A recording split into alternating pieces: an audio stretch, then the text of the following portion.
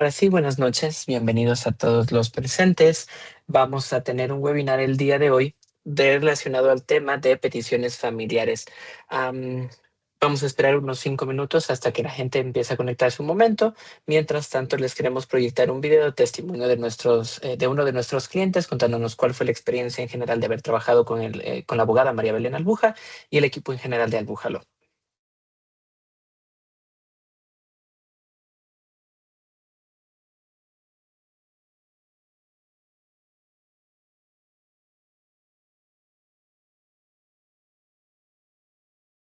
Qué pena, no se escucha. No se escucha, no hay perdón, mil disculpas, no les estoy compartiendo con sonido. Ahora sí. Desde el primer día que empezamos a trabajar con el equipo de Albújalo, tuvimos una excelente comunicación. El equipo siempre estuvo ahí para apoyarme, aclarando dudas. Tuvimos un acompañamiento constante en cada paso del proceso. Hola, mi nombre es Diana Ramos y quiero compartir con ustedes mi experiencia con Albújalo. Hace 2 años aproximadamente me embarqué en un proceso migratorio, iniciando con mi proceso de ciudadanía. En ese momento no sabía por dónde empezar, cómo avanzar. Después de mi proceso de ciudadanía, mi esposo pasó por un proceso de residencia con el grupo de Albújalo.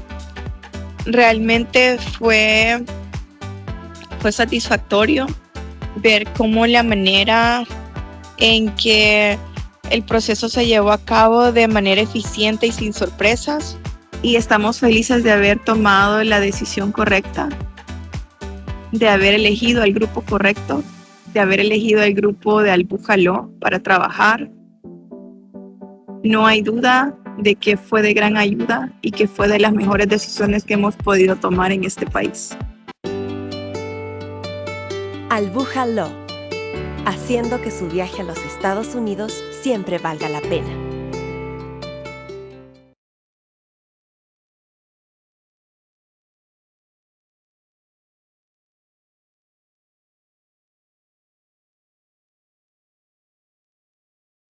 Muchas gracias, Ricardo. Estamos teniendo problemas técnicos, pero bueno, nada que no se pueda solucionar en un domingo a las 7 de la noche en Denver, Colorado.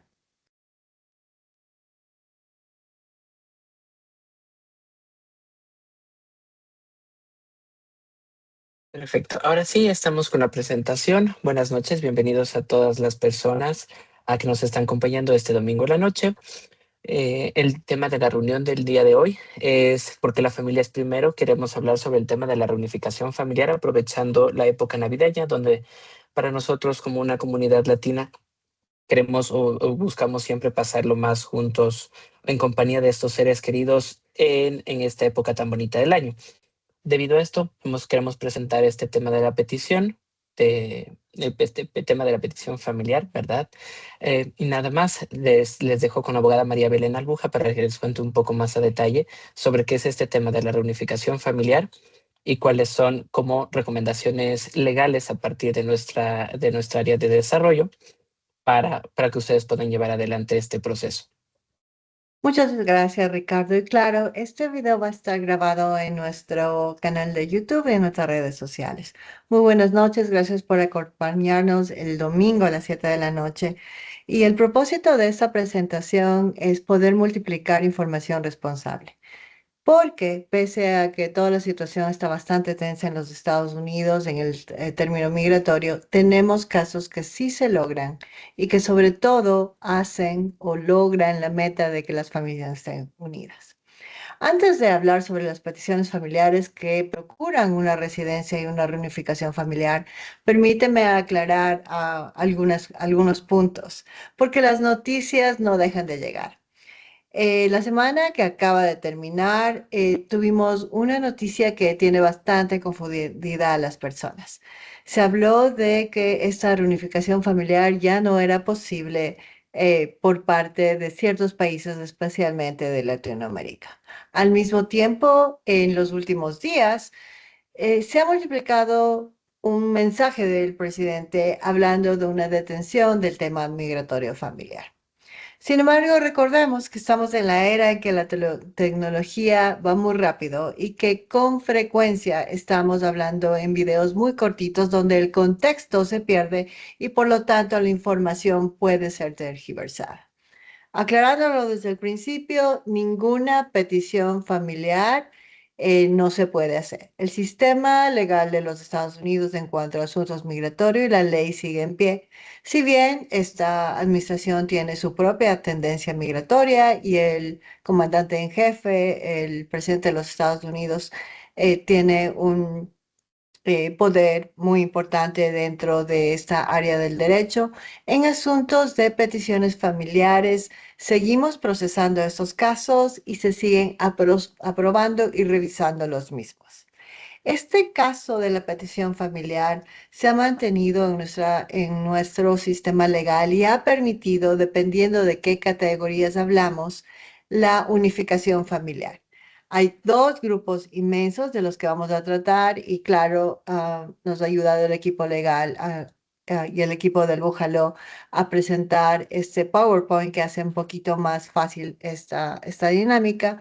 Este proceso se tiene que reconocer como eso. La petición familiar es una parte de un proceso que conlleva a la reunificación familiar y que da a nuestros padres, a nuestros esposos, hijos o incluso hermanos la posibilidad de tener un estatus migratorio en los Estados Unidos como residentes.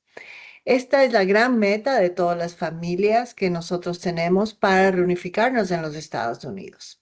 Si bien, vamos a hablar un poquito más adelante, los procesos son distintos dependiendo de qué categoría familiar tenemos. Estos procesos se pueden hacer y no solamente que se pueden hacer, sino que se deben hacer a tiempo. Especialmente aquellos que ya tengan sus familias que por decisiones de urgencia, urgencia porque en nuestros países lamentablemente se está presentando mucho temor, hay condiciones políticas difíciles. Muchos familiares de ciudadanos de los Estados Unidos, residentes legales de los Estados Unidos, han tomado la dura y triste decisión de inmigrar, incluso sin documentos a los Estados Unidos. Entonces, esta presentación va hacia esas personas que ya tienen a sus familiares de los Estados Unidos, que de alguna manera se han visto en la necesidad de inmigrar todavía sin legalidad y aquellos que nos están viendo desde nuestros países de origen preguntándose si hay una manera un poco más segura para venir a los Estados Unidos. Si bien el proceso no es eficiente para nuestros corazones humanos, es bastante razonable en cuanto a los documentos que se necesitan y al seguimiento que apropiadamente nuestra oficina genera en estos conceptos. Y entonces, una vez que quede claro que la petición familiar solo es una parte del proceso para lograr la reunificación familiar y eventualmente la residencia en los Estados Unidos y poder finalizar este viaje a los Estados Unidos con una ciudadanía, vamos a seguir adelante con el PowerPoint y le vamos a pedir a Ricardo que nos muestre la siguiente diapositiva. Y en este momento vamos a confirmar cuáles categorías, quiénes son elegibles, porque dependiendo en qué categoría del mapa migratorio estamos, los tiempos del proceso son mucho más avanzados, mucho más eficientes y en otros lamentablemente son bastante restrictivos. Tenemos las peticiones familiares que se dividen en dos grandes grupos. Unos, los familiares de los ciudadanos de los Estados Unidos, incluyéndose sin ninguna discriminación aquellos que nacieron en los Estados Unidos y aquellos que tenemos la suerte de haber pasado por el proceso de naturalización en los Estados Unidos. Estas peticiones que los ciudadanos de los Estados Unidos pueden enviar son bastante generosas. Estamos hablando que los ciudadanos pueden enviar peticiones hacia padres, hacia madres. También pueden enviar peticiones a sus esposos o esposas, incluyendo matrimonios del mismo sexo. y también a los hijos de cualquier edad, de cualquier estatus legal. Y finalmente, los ciudadanos de los Estados Unidos que tenemos la suerte de ser naturalizados o haber nacido en este país, también pueden enviar peticiones familiares hacia los hermanos. Ese es el grupo número 1. El grupo número 2, que ustedes van a ver continuamente en nuestros YouTubes de todos los meses, se refiere a los residentes legales. Los residentes legales todavía estamos esperando que tomen la gran decisión de hacerse ciudadanos de los Estados Unidos, que den el paso para finalizar. Pero, muy importante, no necesitan esperar a hacerse ciudadanos para mandar la petición. No va a necesitar mandar 2 peticiones en el futuro. Es una petición que nace como residente porque queremos adelantar los procesos y conforme pasa el tiempo y si usted se hace ciudadano, esa misma petición simplemente cambia de categoría, ojalá a un mejor tiempo que depende del boletín de visa. Pero eso lo vamos a ver en un momentito. Hablemos sobre los documentos requeridos. Los documentos requeridos son los básicos. Recordemos que en Estados Unidos el sistema legal es un sistema legal de confianza. No se necesitan hacer gastos extras de traducciones certificadas, ni documentos notarizados o temas de burocracia de ese estilo. En el tema migratorio, lo que sí se va a pedir es copias que sean fidedignas de documentos reales, ¿no es cierto? Donde se establezcan la relación familiar. Lo más básico, actas de nacimiento, actas de matrimonio, actas de divorcio si es aplicable y lo fundamental, demostrar que una de las 2 partes es ciudadano o residente de los Estados Unidos. Cabe en este tema los paquetes de peticiones familiares que son los más robustecidos son sin duda alguna los de matrimonio, porque en los matrimonios se añade, además de la relación familiar, otro paquete de evidencias con el fin de probar a los Estados Unidos que estamos frente a una relación fidedigna de matrimonio de buena fe. Mientras cuando se trata de hermanos, cuando se trata de hijos, el lazo consanguíneo es inminente y sencillo de probar. Sigamos adelante, Ricardo. Y en esta slides, ¿no es cierto? Nos ponen el grupo del equipo del Búfalo, algo importante que necesitamos saber.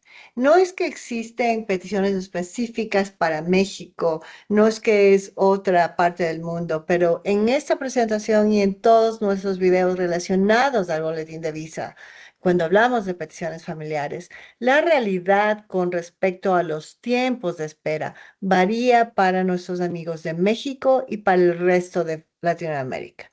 Debo decir que aquí no están incluidos países europeos y asiáticos porque estamos hablando en español. Sin embargo, desde el punto de vista latino o hispanohablante, sí es preciso darse cuenta que los tiempos más castigados, lamentablemente, son para nuestros amigos de México. Mientras las personas de los demás países tienen una serie de tiempos que no son tampoco magníficos en algunos casos, como se puede observar, pero que nos dan un poquito más de bienestar, si se quiere, de esperanza. Estas categorías y estos tiempos no incluyen aquellos que llamamos VIP. ¿Quiénes son los VIP? Los VIP son aquellos que no tienen que esperar estos tiempos, los que siempre tienen visa disponible. Entonces, los VIP son los padres de los ciudadanos de los Estados Unidos, los hijos menores de 21 años de los Estados Unidos, y también los esposos y esposas de los ciudadanos de los Estados Unidos. Es importante decir que cuando hablamos de visas disponibles, significa que ya existe en el sistema migratorio un visado para que esa persona eventualmente se haga residente. Pero esto no significa de ninguna manera que pese a ser VIP, pese a ser un familiar inmediato, no tenga que pasar por la burocracia y el proceso de investigación y confirmación del que todos los inmigrantes pasamos. Entonces, cuando hablamos de peticiones familiares a este nivel, igualmente van a estar sujetos a un tiempo de espera, pero es un tiempo de espera de procesamiento. Si es que usted es ciudadano de los Estados Unidos y desea iniciar un caso a favor de su padre, de su madre, de su esposo o esposa o sus hijos menores de 21 años, definitivamente la visa está disponible, pero el proceso conlleva también una serie de pasos y espera.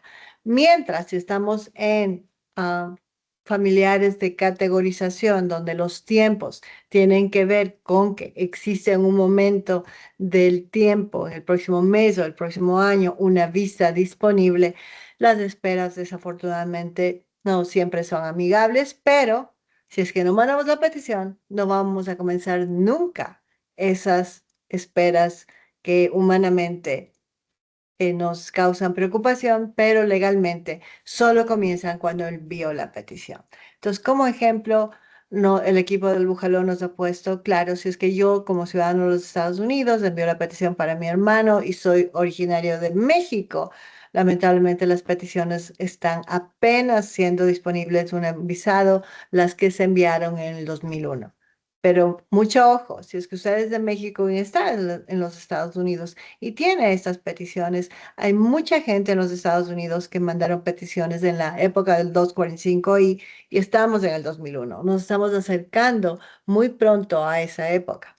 Así que hay que estar listos para ver la posibilidad de residencia. Mientras, si es que usted tiene un hermano de El Salvador, de Ecuador, de Bolivia, en este momento la espera no es tan maravillosa como quisiéramos. Estamos hablando del 2008, pero indiscutiblemente, mientras más pronto mandamos la petición, es mejor. Nuestros hermanos se benefician y sus hijos se benefician. Así que aquellos tíos o tías como yo que están esperando que no solamente los hermanos con los cuñados y cuñadas vengan a los Estados Unidos, sino que los niños se beneficien, definitivamente es una buena inversión. Vamos adelante con la siguiente diapositiva, Ricardo. Y aquí seguimos con el tiempo relacionado a aquellos que tienen categorización. Hicimos un ejemplo de las categorizaciones de ciudadanos. Hablemos un poquito de las categorizaciones de los residentes. Los residentes son un poco más limitados, bastante más limitados comparado a los ciudadanos, pero de nuevo, usted no debe esperar si es residente a mandar la petición antes aquel momento que usted se haga ciudadano, de ninguna manera. Porque no es que va a necesitar enviar otra petición cuando sea ciudadano, sino que es la misma petición dando notificación de que su cambio de estatus se ha logrado. Entonces, vamos al F2A y F2B. F2A, los cónyuges, los esposos y esposas de los residentes legales. ¿Cuántos están demorando? Pues no es tan alarmante la espera. El proceso de esta petición, cuando hablamos de matrimonio, estamos hablando que si es de origen mexicano, estamos ya teniendo visas disponibles más o menos en poquito menos de 2 años. Ahí podemos ver que está febrero de 2023, mientras el resto de Latinoamérica parece ser que nos está avanzando un poquito mejor el proceso. Estamos hablando de casi un año. Esto quiere decir que pese a que el ser residente legal no nos da todas las posibilidades o el abanico que tenemos los ciudadanos de los Estados Unidos, se puede hacer estos casos, se pueden lograr estos casos y se puede lograr la petición familiar como la primera parte de un proceso consular o de residencia para lograr que se reunifique la familia. Por otro lado, los residentes legales se ven limitados en cuanto a las peticiones para sus hijos. Los residentes legales solamente pueden pedir a los hijos menores de 21 años. Si es que los niños son menores de 21 años, entran en este primer grupo, en la primera fila. Si es que los hijos son mayores de 21 años, solamente entrarán en este grupo si al momento que mandamos la petición, estos jóvenes o estos hijos son solteros, legalmente solteros, viudos o divorciados al momento de la petición. Eso es muy importante. No se genera una edad máxima, pero el concepto, el requisito principal es que sea soltero. Lamentablemente, la categoría de residentes legales no puede mandar peticiones ni a sus padres ni a sus hermanos, pero definitivamente se tiene que mandar las peticiones especialmente para esos hijos solteros, ¿no es cierto? Aunque no sea inmediato, estamos hablando que es de México, están al corriente en el 2008. En Ecuador, por ejemplo, 2016 significa una espera posible porque no es evidente el tiempo, no es exacto. Estamos hablando de alrededor de un poquito menos de 10 años. Entonces, hay que mandar esas peticiones, sí, son una inversión en el futuro, sí, y pronto vamos a hablar sobre algunos conceptos que debemos aclarar para que esta inversión sea mucho más lógica y sin duda. Sigamos adelante, Ricardo. Ok, hoja de ruta. Me gusta mucho esta geografía que pones en la diapositiva, porque lo que hablamos es de cómo llegamos a esta petición. Esta petición al Bújalo comienza con una consulta en donde hacemos todo el análisis, no solamente si su caso de petición va a ser aprobada, sino lo que va a pasar después de la petición. Una vez que se verifica esa condición de que realmente podemos hacer el caso y lograr que sea aprobado, seguimos al trabajo ya con las manos en la masa, como decimos en nuestros países. Y en ese momento hablamos de la documentación. La documentación conjuntamente con un formulario que se llama I-130, donde es vital que la información presentada conjuntamente con los documentos que avalan esa relación sean claros, directos y que no generen ningún tipo de duda para el gobierno, porque lo que queremos es que todo sea aprobado. Definitivamente en ese momento mandamos todo esto al gobierno y comienza un proceso largo de verificación de esta relación familiar. Únicamente cuando esta petición es revisada y aprobada, podemos seguir los siguientes pasos. Los siguientes pasos, ¿de quién depende? No dependen del ciudadano, o por lo menos no el 100%, sino que dependen de el historial migratorio del posible beneficiario. Por eso es que toda esta hoja de ruta comienza en una consulta. En la consulta vemos más allá de la petición aprobable. Vemos al futuro para revisar cuál es la residencia y qué pasos vamos a cumplir, además de los posibles contratiempos en la misma. Sigamos adelante, Ricardo. Indiscutiblemente, nuestro equipo ha puesto nuevamente el asunto de la consulta, pero en este momento creo que vale añadir a todos esos puntos que ustedes nos pueden leer directamente algo muy importante. Recordar que todos los videos de gente que no tiene las licencias para ejercer derecho y para hacer evaluaciones, incluso de nosotros como abogados, generalmente son muy cortos. Si bien nuestra información es fidedigna, es importante el análisis específico para su caso familiar.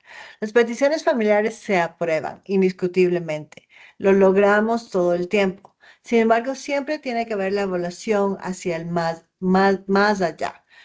Algunos puntos importantes que tenemos que tomar en cuenta. Las preocupaciones de nuestros seres queridos que van a ser beneficiados de estas aplicaciones. Una preocupación muy alta, o voy a reducirla en tres preocupaciones que lo he visto en 20 años, de más de 20 años de trabajar en inmigración. La primera preocupación es si es que me mandas, tú como hermano, una petición familiar, va a afectar mi visa de turista y no voy a poder visitarte en el futuro. Eso no es real, eso es simplemente un miedo humano que es real, pero no es real legalmente. La visa de turista que nuestra familia, que nuestros hermanos tiene, no va a ser afectada porque nosotros mandemos la petición familiar. En lo absoluto, los dos animales jurídicos son totalmente independientes y no generan ningún concepto o consecuencia negativa. Entonces, la visa turista, que quede muy clarito, no va a afectar ningún tipo no va a ser afectada por ninguna petición real, legal, fidedigna de cualquier petición familiar. El segundo punto, la petición familiar. ¿Genera un permiso de trabajo? Ya quisiera yo. Me encantaría poder ofrecer eso a mis clientes. No, la petición familiar, lamentablemente, es solamente el primer paso hacia nuestra ansiada residencia y reunificación de la familia en los Estados Unidos. Aquellas personas que están en los Estados Unidos sin documentos en este momento tienen que saber que esa petición es importante, que vale la pena la inversión porque queremos llegar a la residencia, pero durante el proceso lamentablemente no genera ningún ah, permiso de trabajo. Esa es la realidad, pero es el primer paso hacia una residencia. El tercer punto que quiero decir, que con frecuencia se ha mantenido estos últimos 20 años, no puedo pedirle a mi papá o a mi mamá porque en realidad no es mi mamá o mi papá de sangre. Esta persona me crió, se casó con mi mamá, ha sido mi padrastro, mi madrastra, le quiero mucho, tenemos una relación de familia, pero qué pena, no le puedo ayudar. Nada más lejos de eso. La ley reconoce que los padrastros y las madrastras que legalmente se casaron con su mamá o su papá antes de los 18 años de ser ciudadano de los Estados Unidos, bien puede ser beneficiado por esas peticiones. Entonces, moraleja antes de terminar. Creo que es importante recordar que las consultas con los abogados es como una consulta médica. Sí, puede ser que nos duela algo y tengamos alguna información de el famoso ChatGPT o incluso Google, pero la evaluación humana y la conversación que vamos a tener en consulta no solo nos va a permitir hacer esta petición, sino saber qué paso seguir al futuro, porque lo que queremos es que esta petición se consolide en reunificación familiar y en un estatus legal migratorio para los nuestros. Muchísimas gracias, Ricardo. Ya se me fue Ricardo. Nos está hablando sobre los trabajos con abogados. Y lo último que quisiera decir antes de ver si es que hay alguien que tiene preguntas es la ventaja que tenemos en los estudios jurídicos en comparación en otros lugares o también con personas que no están acreditadas es que toda la consulta y todo el trabajo que se hace es confidencial. De esa manera, nosotros podemos hablar tranquilamente con nuestros clientes y nuestros clientes pueden tener la tranquilidad de hacer las preguntas que corresponden para saber exactamente lo bueno, pero también los posibles riesgos y lo malo que puede pasar en cualquier ambiente migratorio. Muchísimas gracias.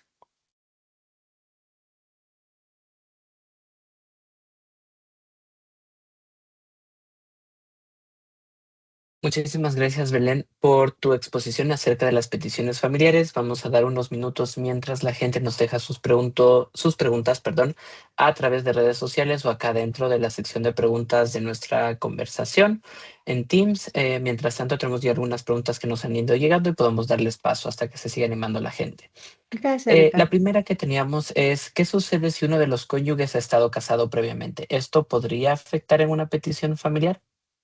No, la vida familiar es la vida humana. Si es que alguien ha estado casado anteriormente, simplemente con naturalidad y entregando los documentos correspondientes, se tiene que evidenciar y incluir en el paquete toda la información del anterior matrimonio y sobre todo el divorcio. Claro, si es que el divorcio sucedió con una persona que fue ciudadano o residente o que no tenía documentos y se generó una real situación familiar que generó un caso migratorio, definitivamente es parte de la evaluación que se tiene que hacer en consulta.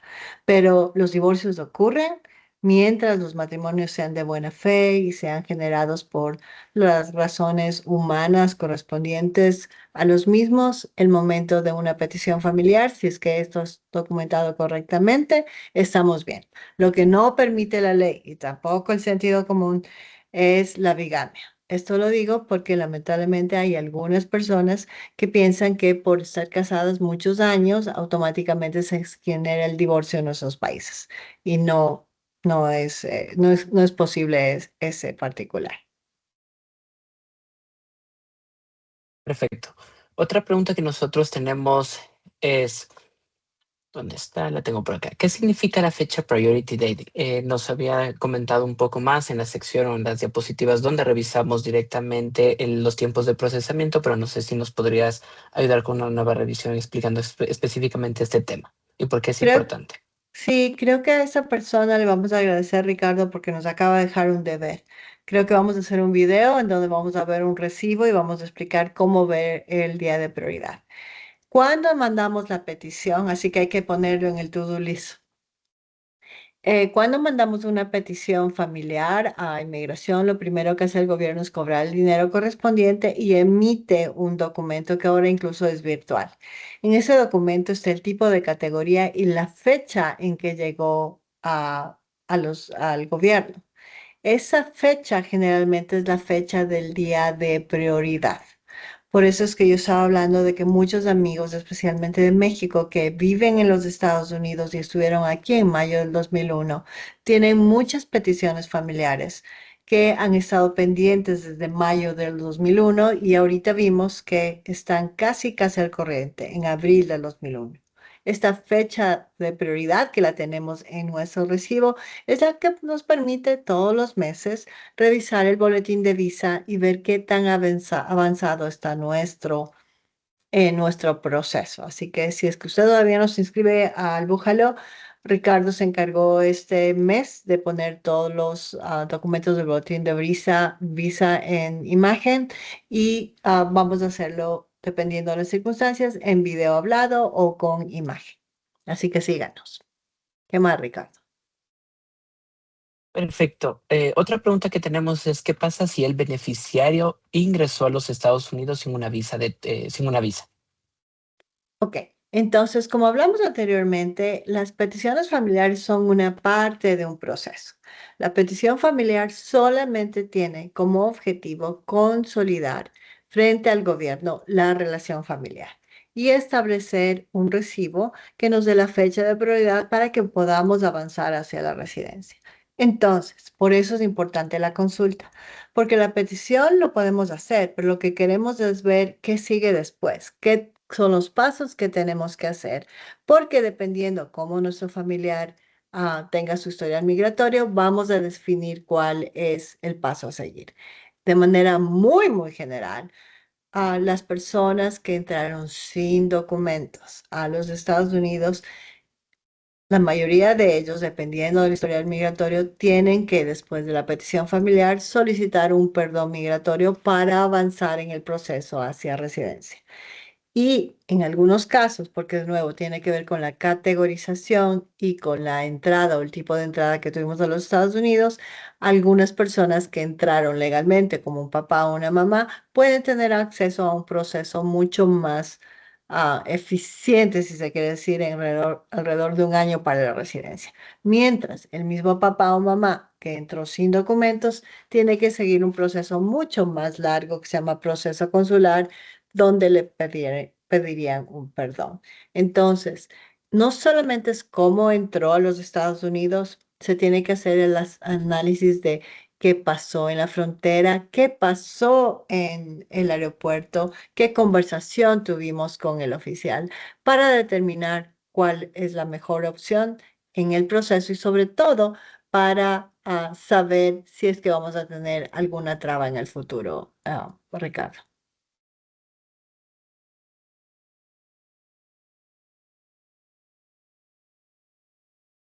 Listo, muchísimas gracias. Otra pregunta que nosotros tenemos, que la hemos estado recibiendo, ¿dónde está? Se me perdió, mis Se te disculpas. perdió. ¿Es posible hacer una petición desde el extranjero? Definitivamente, las peticiones se pueden hacer desde el extranjero, pero recordamos algo. En la petición, lo que es realizada o emitida por el ciudadano residente. Si es que es ciudadano, puede con libertad vivir en cualquier parte de los mundos. Si es residente, va a estar viviendo aquí en los Estados Unidos. Entonces, no hay problema si es que nuestros parientes están en el extranjero. Si es que ellos se encuentran en el extranjero, de nuevo, la documentación que se necesita es bastante básica y no necesitamos que sea notarizada. Se usa anteriormente, hace mucho tiempo utilizamos el fax. El día de hoy todo funciona por correo electrónico. Perfectamente realizable. Listo. Otra pregunta, ¿qué errores documentales podrían retrasar o llegar a incluso a negar la petición que se está enviando? Definitivamente traducciones que no han sido realizadas correctamente. Lo que más produce problemas es contestaciones a los formularios que no es lo más óptimo, que no es legal o que tiene eh, incongruencias que pueden provocar o pedidos de evidencia o cancelaciones de peticiones. Con frecuencia, también lamentablemente he visto estafas. La peor estafa que vi en cuanto a peticiones familiares fue que una mamá sin documentos le contrató a un notario para hacer una petición familiar. La niñita todavía no tenía 21 años. Claro, el gobierno generó un recibo, se cobró el dinero y lamentablemente la persona no tenía nada legalmente porque se necesita ser mayor de 21 años para hacer esa petición. Entonces, más allá de la petición 130, el problema que tenemos es en toda la evaluación. Si no se hace la evaluación correctamente, se puede correr riesgos de lograr la residencia, que es lo que anhelamos. Perfecto. Tenemos una pregunta que creo que está relacionada con este tema de las precauciones legales que se deberían tener. ¿Cómo podemos identificar a un abogado si realmente está capacitado o tiene la potestad de ejercer derecho dentro de los Estados Unidos? Todos los abogados al momento de firmar documentos de inmigración vamos a generar un documento que se llama G28, donde vamos a poner nuestro número de licencia y nuestro registro en la Corte Suprema del Estado donde estemos ejerciendo derecho. La ventaja de los abogados de inmigración es que podemos ejercer derecho en cualquier parte de los Estados Unidos. Es un ejercicio federal, entonces no tenemos restricciones de ejercicio. Pero si es que usted quiere incluso saber más, en la I-130 usted va a ver que al final firma usted. Los abogados siempre firmamos como responsable y ahí también se incluye el número de licencia. Finalmente, antes de generar una petición familiar de esa naturaleza, fíjese mucho en que el trámite tenga un contrato. Los abogados de inmigración y cualquier abogado en los Estados Unidos va a generar, tiene que generar un contrato donde se estipula exactamente qué se va a hacer por la persona y cuál es el servicio que se va a dar. Y nadie puede aceptar ningún tipo de dinero si es que no ha existido ese contrato y el recibo correspondiente, Ricardo. Todo lo que es demasiada instant gratification, lo decimos en inglés, no es real. A menudo las estafas suceden precisamente por WhatsApp o por transferencias bancarias sin el cotejo necesario de que sean abogados. Perfecto. Muchísimas gracias, Belén. Haré una última revisión. Creo que no tenemos más preguntas en redes sociales o acá dentro de la reunión. Más bien agradecerles este espacio a las personas que se han conectado. Sí, agradecerles a todos, agradecerles al equipo que está en domingo, 7 de la noche con nosotros, agradecerles a todos los presentes y agradecerles por multiplicar esta información. Seguiremos informando en el 2025 que ya se nos va. Hay casos que se pueden hacer definitivamente y hay que hacerlos ya. No podemos esperar más tiempo porque el sistema definitivamente avanza en las peticiones que ya hemos enviado. Si usted todavía está pensando en si esto es una inversión, creo que es una buena meta para el 2026. Ricardo, muchísimas gracias por todo. Gracias a todos los participantes. Recordarles nada más antes de finalizar esta sesión de que la información que nosotros compartimos aquí no reemplaza una consulta legal, ¿verdad? Más bien queremos invitarles a todos a agendar una consulta dentro de Albújalo. 100% seguro que la abogada María Belén Albuja estaría gustosa de atender su caso y también como equipo estamos aquí para poder ayudar si es posible. El correo electrónico para hacernos llegar cualquier requerimiento o cualquier consulta para una posible evaluación legal, ¿verdad? Es el correo admin@albujalo.com o nuestro número de teléfono el 720-458 4021. Excelente, Muchísimas una muy gracias. buena noche.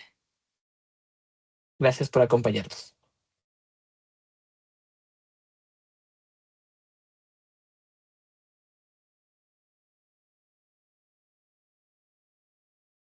Gracias, Ricardo. Gracias, José Manuel. Gracias, Ingrid. Gracias, chico.